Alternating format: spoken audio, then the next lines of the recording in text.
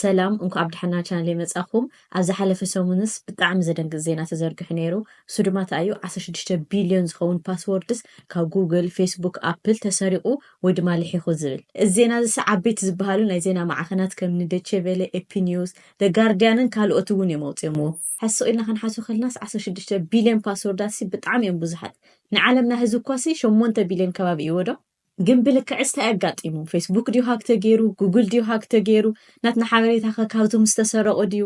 ኖሞ ዓንቲ ዜና እዚ ወይ ትልሒኹ ዝበሃል ዘሎ ዳታሲ ታይ ማለት እዩ ታይ ከማለት ኣይኮነን 16 ቢልዮን ዝበሃል ቁፅርኸስ ካበ እዩ መፅዩ ኮነ ይኹን ኣካውንትና ከይስረቅ ወይ ድማ ሰኪሩ ክኸውን ታይ ክንገብር ኣለና ዝብል ብሓደ ክንርኢና ማለት እዩ ምሳይ ፅንሑ እዚ ግልጽ ክገብሮ ዝደሊ ነገር እንታይ እዩ እቲ ናይ ዳታ ምልሓኽ ወይ ድማ ወፂ ዝበሃል ዘሎ ፓስወርዳት ሲ ኣብ ሓደ ግዜ ዝተፈጠረ ኣይኮነን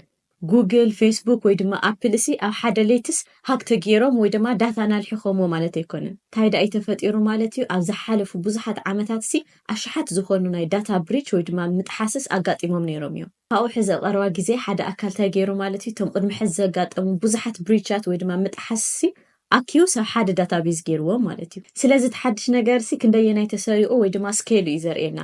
ስለዚ እቲ ዜና ፌክ ኣይኮነን ናይ ሓሶት ኣይኮነን ግን ክሊክ ቤት እዩ ታይ ማለት እዩ ሰባት ብዙሕ ምእንታን ክሊክ ክገብሩሎም እዮም ከምዚ ገይሮም ኣውፅኦምዎ ማለት እዩ ክንሪኦ ከለናስ 16 ቢልዮን ፓስወርዳትስ ተሰሪቑ ዝብል ተሪኡ ዝኾነ ሰብስ ከምዚ ሕዚ ዝተሰረቐ ነገር እዩ ዝመስል መጀመርያ ዳታ ብሪች ወይ ድማ መጥሓሲ እንታይ እዩ ዝብል ንርአ ዳታ ብሪች እንታይ እዩ ሃከራት ወይ ድማ ሰረቕቲ ሲ ናብ ዝኾነ ካምፓኒ ሰርቨር ኣትዮም ኩሉ ዳታ ዝቕመጠሉ ናብኡ ኣትዮም ሲ ፕራይቬት ዝኾነ ዳታ ክሰርቁ ተለው እዮም ዝውልቃዊ ዳታታት ክኸውን ይኽእል ኢሜይል ክኾን ይኽእል ፓስወርድ ኣድረስና በርዝዴትና ሓደ ግዜ ድማ ናይ ባንክ ክሬዲት ካርድስ ኢንፎርሜሽንና ክኾን ይኽእል እዩ ንኣብነት ካብቶም ዝሓለፉ ዓመታት ዘጋጠሙ ዳታ ብሪች ወይ ድማ ምጥሓስ ኣብ 2012 ሊንክድን ዝበሃል ካምፓኒ 117 ሚልዮን ፓስወርድ ልሒኽዎ እዩ ድሕሪኡ ድማ 2016 ድሮፕቦክስ ዝበሃል ካምፓኒ 68 ሚልዮን ፓስወርዳት እዚኦም ሕዚ ሓደ ግዜ ጥራሕ ዘጋጥሙ ክስተታት ጥራሕ ኣይኮኑን ኮንስታንትሊ ኩሉ ግዜ ዘሎ እዩ እቲ ዳታ ምጥሓሲ ዋላ ብሳይዞም ንእሽቶ ይኾኑ ኩሉ ግዜ ኣሎ እዩ ተፈላላይ እዩ ንሕና ስለ ዘይንፈልጦ ጥራሕ እዩ ኣብነት ካብቶም 16 ቢልዮን ፓስወርድ እኳ ዝበሃሉ ዘለዎ ሲ ናትና ፓስወርድስ ቅድሚ 10 ዓመት ተሰሪቑ ክኸውን ይኽእል እዩ ግን ብድሕሪኡ እውን ቀይርናዮ ክንኸውን ንኽእል ኢና ክሳብ ሕዚ እውን እሱን ጥቀም ሰባት ንህሊ ኢና ኦኬ ግን 16 ቢልዮን ዝበሃል ቁፅሪ ሲ ከመይ ኢሉ ይመፅዩ ኣብዚ ሕዚ 16 ቢልዮን ኣካውንታት ተሰሪቖም ማለት ኣይኮነን መብዛሕትኡ ዝተደጋገመ ወይ ድማ ዱፕሊኬሽን እዩ ብኸመይ ተልና ቀዳማይ ንኣብነት ዝኾነ ይኹን ኢሜይል ወይ ድማ ፓስወርድ ሲ ኣብ ጉግል ተጠቒምናሉ ወላ ኣብ ፌስቡክ ንጥቀመሉ ኢና ኣብ ብዙሓት እውን ኢና ንጥቀመሉ ካልኣይ ኣብ ዝተፈላለዩ ዓይነታት ዳታ ብሪጅስ ተኣኪቡ ክኸውን ይኽእል እዩ ስለዚ እወ ብዙሓት ምድጋማት ኣለው እዮም ምቁፃር ግን እዚ ማለት ሓደገኛነቱ ሲ ንእሽቶ እዩ ማለት ኣይኮነን ከምዚኦም ዝበሉ ዳታ ሊክ ወይ ድማ መልሓኽ ሲ ክንደየናይ ብተደጋጋምን ብሰፊሑን ከም ዘለዎ ጥራሕ እዩ ዝነግረና ትጽቡቕ ነገር ግን እንታይ እዩ ዳታና ወይ ድማ ኢሜይልና ሲ ወፂኡ ድዩ ተሰሪቑ ድዩ ወይስ የተሰረቐ ክንፈልጥ ንኽእል ኢና ከመይ ክንፈልጦ ንኽእል ኣብ ሞባይልና ዝኾነ ይኹን ብራውዘር haveipinpound.com ኢልና ምስኣተና ከምዚ ትሪእዎ ዘለኹም ኢሜይልና ንእትወሉ እሞ ካብ ውፅኢት ይበና ማለት እዩ ኦልሬዲ ተሰሪቑ ድዩ ወይስ የተሰረቐ እንድሕር ቀይሕ ተኮይኑ ተምፂልና ኦልሬዲ በቃ ተሰሪቑ ኣሎ ማለት እዩ ስለዚ ክንቀይር ኣለና ፓስወርድናስ ቀልጢፍና ክንቀይር ኣለና እንድሕር ግሪን ተኮይኑ ቆፅላዋይ እንድሕር ኮይኑ ግን ኣይተሰረቐን ማለት እዩ ግን ክጥንቀቕ እውን ኣለና እዚ ሳይት እዚ ትሮይ ሃንት ብዝበሃል ናይ ሳይበር ሴኪሪቲ በዓል ሞያ እዩ ዝውነን ትሮይ እንታይ ዝገብር እቶም ቅድሚ ሕዚ ዝተፈጠሩ ዳታ ብሪቻት ይእክቦም ሞቶም ዳታታቶም ልሒኾም ዝተባሃሉ ዘለው ካብኡ ንሕና ዝተሰረቕና ኣይተሰረቕና ብቐሊሉ ንፈልጥ ማለት እዩ እዚ ሕዚ እቶም ዓበይቲ ካምፓኒታት ንኣብነት ማይክሮሶፍት እውን ዝጥቀሙሉ እዩ ፓስወርድና ግን ግድን ብዳታ ብሪች ወይ ድማ ምጥሓስ ጥራሕ ኣይኮነን ዝወፅእ ካልኦት እውን ኣለው እዮም ንኣብነት ብፊሽንግ ሊንክስ ዝኾነ ፌክ ዝኾነ ኢሜይል ይሰዱልና ሞ ንኣብነት ፌስቡክ ዝመስል ወይ ድማ ፔይፓል ዝመስል ካብ ዩዘርኔምና ፓስወርድና ነእትዎ በቃ ፓስወርድና ተወሲዳ ኣላ ማለት እዩ ወይ ድማ ብማልዌር ሕዚ ንኣብነት ዝኾነ ይኹን ጌም ዳውንሎድ ንገብር ሞ ንሕና ንሪኦ ዘለና እንታይ እዩ ጌም ንፃወት ኣለና ኢና ዶ ካብኡ ግን ሳይለንትሊ ቀሲሉ ኩሉ ነገር ሪከርድ ይገብሮ ዳታና ዩዘርኔምና ኩሉ እቲ ብሮውዝ ንገብሮ ነገር ይሕዝ ማለት እዩ እቲ ኣፕሊኬሽን ስለዚ ክንገብሮ ዘለና እንታይ እዩ ዝኾነ ይኹን ፓስወርድ ሕዚ ሴት ኣፕ ክንገብር ከለና ሲ ኣብ ፌስቡክ ዝተጠቐምናዮ ኣብ ጂሜይል ንጥቀመሉ ሕድሕድ ኣካውንትና ዝተፈላለየ ዓይነት ፓስወርድ ይሃለወና ካልኣይ ድማ ፓስወርድና ሲ ብቐሊሉ ዝግመት ኣልፋቤት ወይ ቁፅሪ ንግበሮ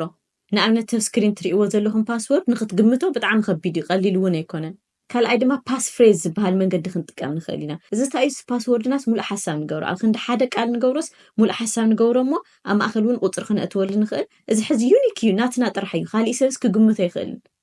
ኣብዚ ክንጥንቀቆ ዘለና ነገር እንታይ እዩ ፍሉጣት ዝኾኑ ጥቕስታት ክንጥቀም የብልናን ምክንያቱ ቶም ሃከራት እዚኦም እውን ቼክ ክገብርዎም ይኽእሉ እዮም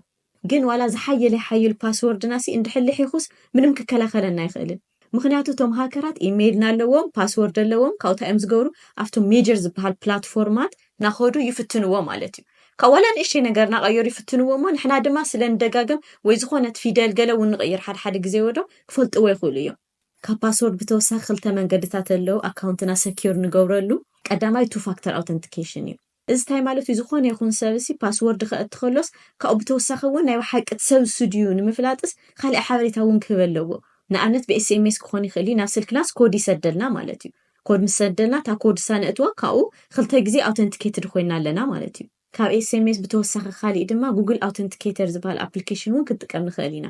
ኣብነት ኣብ ሞባይልና ከመይ ጌርና ናይ ጂሜይልና ወይ ጉግል ኣካውንትና